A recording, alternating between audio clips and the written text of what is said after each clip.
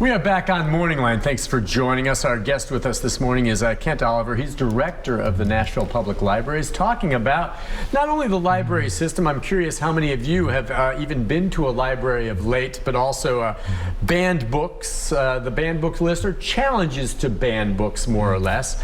And as we went to break, I was asking Kent if he could even think of a scenario whereby he would be in favor of banning a book. Did you have one in mind? Well, I don't know that I'm always in favor of it, but there are statutes in place that call things, and it's confusing, legally obscene. So we would never carry a book that in effect the content was so off the charts that it was literally against the law to have that information in a book. Okay. And that might be something like, God forbid, something with child pornography. Exactly. Something like that. And that is Clearly typically what you would find. I think what people would be very interested to hear, I mean, I guarantee you there's some people out there that object to certain types of publications and would like them out, but tell me, what is likely the most challenged book in the history of the U.S.? Well, there is maybe in the history of the world, and at one time, the Bible. And the reason for that is through the centuries, there were different versions of the Bible, and one particular sect of Christianity or Catholicism or whatever would object to the way the information was presented, and so they would not want that particular edition or period of the Bible to be circulated. And and then you don't see that as much anymore, but certainly at one period of history that was very true. Wow. Yeah, see, I think most people wouldn't think that. The Bible, and you have the Bible at the library, correct? Right. No, there's no religious exemption. I imagine you have books on all types, like the Quran, you name it. Yes, we do. And I mean, and again, we are a multilingual, diverse community. And so we have religious books reflecting all the different religions that are here in Nashville. I'm thinking about how maybe over the years, new sections of the library have developed based on content that is out there. And are there some that come to mind? I'm talking about maybe with regard to human sexuality, things like that. Are there new sections that apply that didn't exist maybe when you and I were kids, that as we've expanded and you've grown and there's just new content? Not so much. Well, I think LGBTQIA, certainly there are more books available. More books on that, sure. On that. I think one of the interesting areas that has grown over the last couple of decades is the young adult area, because the young adult books cover a wide range of what's going on in our society, and they deal with serious issues, and they're helping young adults find their way in the world and become adults. And I think the libraries that are really trying to make a difference are paying a lot of attention to their young adult areas and young adult programming. So I think that's an important space. Would you say, and there's, you think about bookstores that are out there, and there's some wonderful bookstores, used books, right? But you never know what you're going to find there. You'll find just about everything in a public library. Yes, right? you will. Yes, you will. And I think to some extent you will in a really robust bookstore. Like Powell's Books in Portland, Oregon? Yeah, like Powell's. You're from Portland, aren't you? Yeah, from Portland. You ever been to Powell's? I've been to Powell's. I have been to Powell's. Classic, yeah, it's great.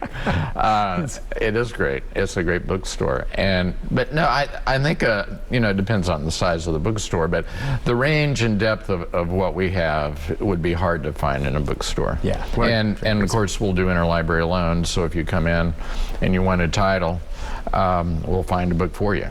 Oh, meaning if you don't have it there for some reason, you would bring it from... Yeah, and we love to do interlibrary loan. I mean, it's not That's great. Out of the ordinary. We do it every day, so. Let's take a phone call or two. We'll go to Stacy. Stacy, good morning. Hi, Stacy. Good morning, Nick. Stacy Harris here. Hi. By the way, if you'll have a conversation with Rick about our last phone call, because you indicated you were afraid I was going in a certain area. I had no intention of going in, and okay, I'll touch bases with him. It's been a while. Yeah. Yeah. Sure. Just wanted to ask a couple questions of Mr. Oliver.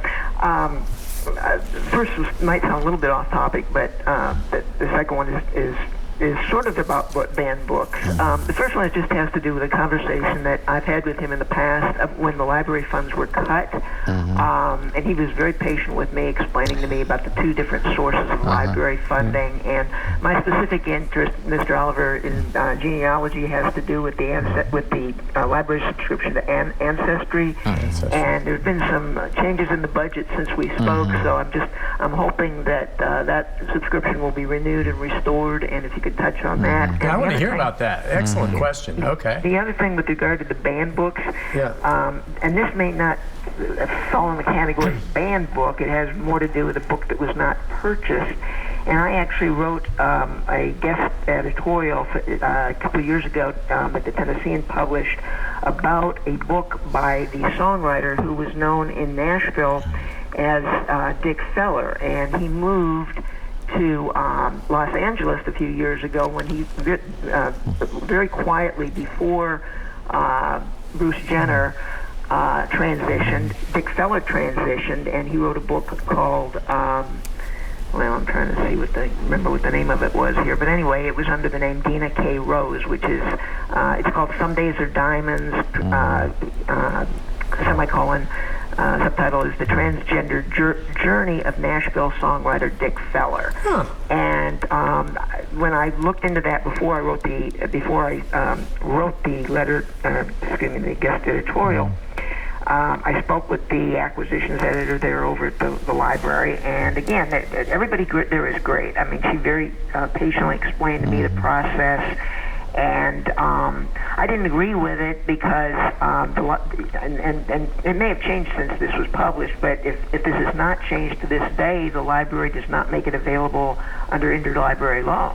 And so I just was kind of wondering if he was aware of that situation, and I think I made a pretty good case for carrying it in terms of Mr. Feller no longer living in this area, but certainly everybody knows his music, or if they don't, they can Google it and see all the artists, Johnny Cash and Dick and Jerry Reed and all these people that have recorded his music, and he was a recording artist of his own at one point. So anyway, I don't want to go on and on with this. But those are two good questions. Go ahead. Thank you, Stacy. Those are really good. What would be a reason why? I mean, regardless, I mean, he was local, which even more so. Sure. We have a whole collection development staff, and their whole job is to purchase materials. And what they do is they're looking at what's in demand, and also occasionally what the publication source is, what the quality of the writing, the accuracy, that sort of thing.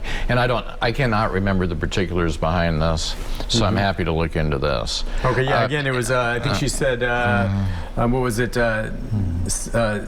something, Some Days or... Some Days Are Diamonds, Diamonds, the Transgender Feller. Journey of Dick Feller. We'll check into that for her. And I can check into that, too. I'll have our collections people look into that. Her other question was... On Ancestry, right? Yeah, and it was a good one.